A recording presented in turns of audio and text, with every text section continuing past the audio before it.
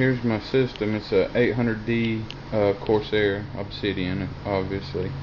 It actually had 4 radiators in it, 120mm rads, and I took the third cord out, and now it's running much better. It's running off of one power supply now instead of the 2.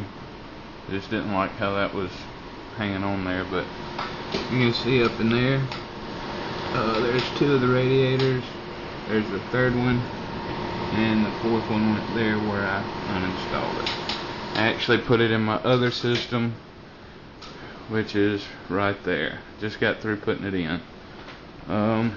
There's my wall of trophies, I guess you could say. Got a lot of gear that I haven't even opened yet, and I've got a EVGA Z68 for the wind build that I'm fixing to build now. Why? I stay bored all the time. Anyways,